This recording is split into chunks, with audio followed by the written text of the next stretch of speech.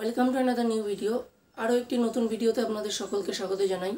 এই মুহূর্তে আমি আপনাদের সাথে আলোচনা করতে চলেছি শুক্রবার রাত, অর্থাৎ শুক্রবার রাত থেকে শিক্ষা বিষয়ক নতুন আইন চালু করলো কেন্দ্রীয় সরকার, লোক পরীক্ষা আইন 2024। দেখো, এই আইনটি শুধু যে কালকে চালু হলো সেটাই নয়, এটি ফেব্রুয়ারি মাসে আইন লাগু হয়েছিল, আইন চালু হয়ে গেছিল, কিন্তু লাগু হলো আগামীকাল রাত থেকে। কিছুদিন আগে শিক্ষামন্ত্রীর মন্তব্য আমরা শুনেছিলাম, সেখানে তিনি স্পষ্ট করেছিলেন যে শিক্ষা বিষয়ক খুব কঠিন একটি আইন পাশ হতে চলেছে। এইটাই তার ফলস্বরূপ আপনারা দেখতে পাচ্ছেন যে লোকপরীক্ষা আইন 2024 চালু করা হলো। দেখে নাও যে ইতিমধ্যে নিট যে স্ক্যাম হলো, ইউজিসি নেট স্ক্যাম পরীক্ষা বাতিল করা হলো, তারপরে সিএসআইআর নেট সেটাও পরীক্ষা স্থগিত করা হলো। এই এত দুর্নীতির মাঝে নিয়ে আসা হলো এই লোক পরীক্ষা আইন 2024। চলো দেখে নেওয়া যাক কি আছে এই লোক পরীক্ষা আইন 2024-এ। যারা ভিডিওটি দেখছো তাদের সবাইকে বলবো একটি লাইক করে দাও।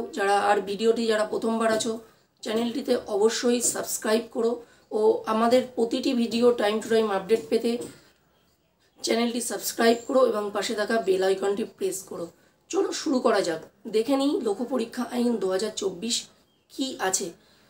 আমি আগেই বললাম যে আগামীকাল মধ্যরাত থেকে চালু হলো লোক পরীক্ষা আইন 2024। এই আইনের মাধ্যমে কেন্দ্রীয় সরকারের যে সকল বিভিন্ন পরীক্ষা আছে, সুতরাং সকল পরীক্ষাগুলো এই আয়ত্তার মধ্যে থাকবে।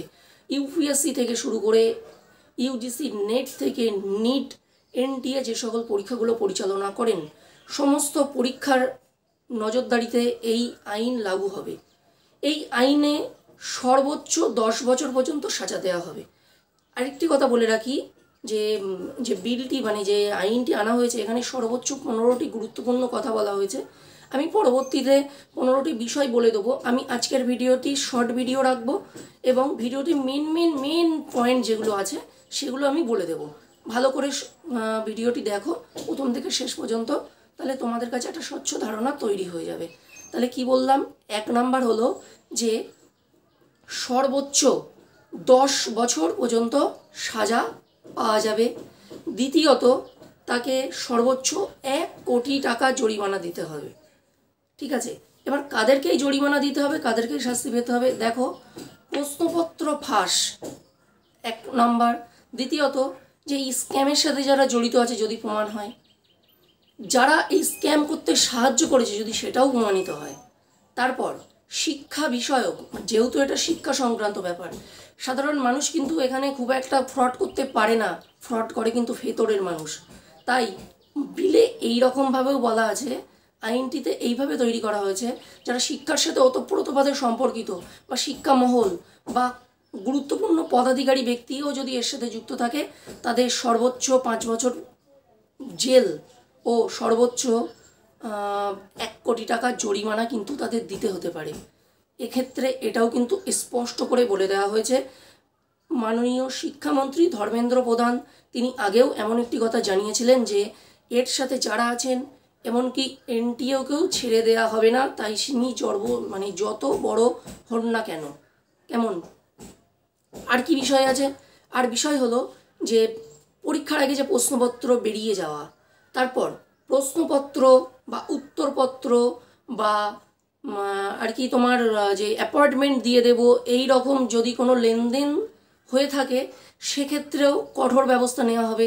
তাদেরকেও এই আইনের মধ্যে লোক পরীক্ষা আইন 2024-এ রাখা যাবে এবং তাদের বিরুদ্ধে কঠোর শাস্তি প্রদান করা হবে।